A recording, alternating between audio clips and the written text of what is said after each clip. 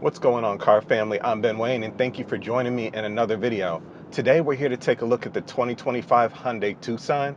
Now, I know we've taken a look at this vehicle before, but it's available in practically like 5 different trims. This one is the XRT all-wheel drive. It's going to give you a more of a rugged, all-terrain theme, if you will, but it's still the Tucson as you come to know and love. So the styling is relatively the same. We're getting LED headlights and daytime running lamps up front, but what separates this is the dark chrome grille that you see up front and the blacked out lower front fascia. So there's small design changes that take place over the XRT when compared to the other models. Now underneath the hood, of course, it's going to be the 2.5 liter 4-cylinder that's giving us 187 horsepower, and that's connected to an 8-speed automatic transmission.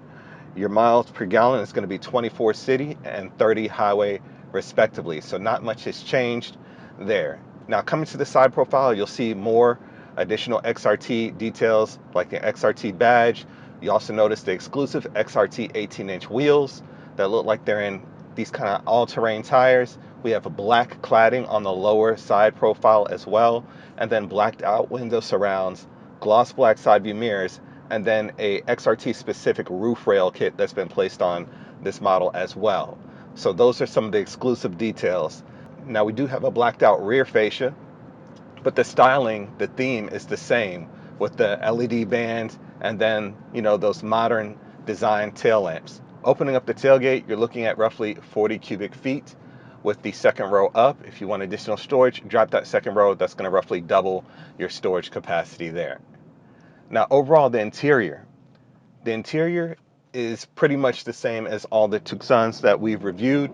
You get this clean, modern design, right? It's minimalistic.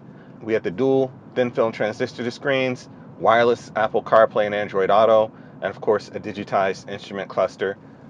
Dash is covered in an injection molded soft touch material, and of course, you have storage here as well. You have the air conditioner system integrated nicely into the design of the cabin, so it's not taking over with just random vents everywhere. It's just a clean line going throughout that's relatively uninterrupted. I've always appreciated that about this car. Coming lower, we do have 2 USB chargers, wireless charging, and then of course 2 cup holders and storage in the center console.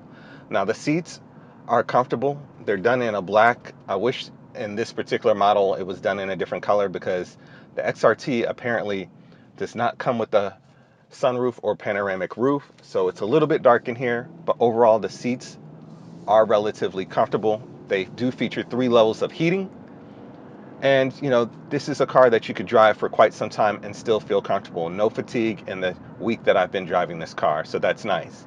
The steering wheel does feel good in my hands. Again, it's not overwhelming me with a ton of buttons, and I do like how they have the 4 dots for H and Morse code there that they're putting in a lot of their vehicles.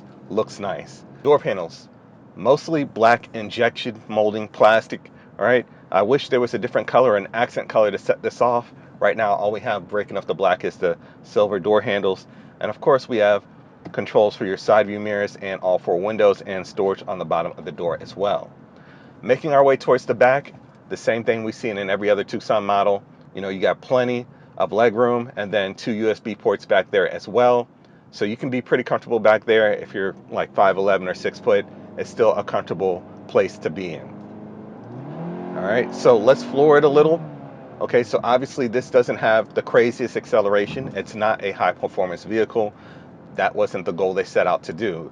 They were looking to pretty much provide an affordable, modern SUV with some tech in it to the masses. In today's world, a lot of SUVs are just unobtainably high. They're extremely expensive, right? So Hyundai set out to touch a market that's highly competitive, but provide something that's relatively affordable as well.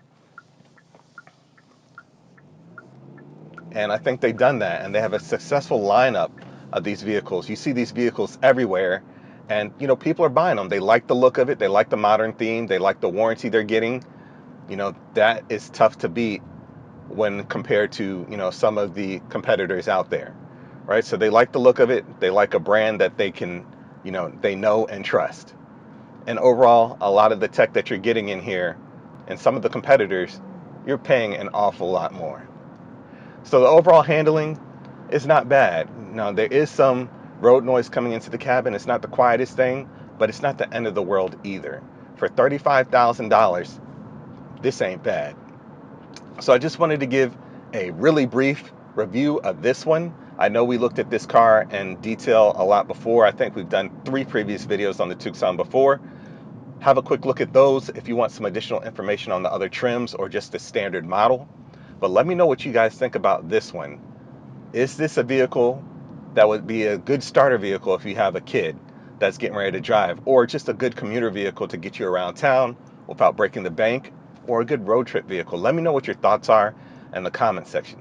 Please remember to like, share, and subscribe to my YouTube channel. And until next time, I'm Ben Wayne, the automotive reviewer that YouTube deserves. I'll catch you guys in the next one.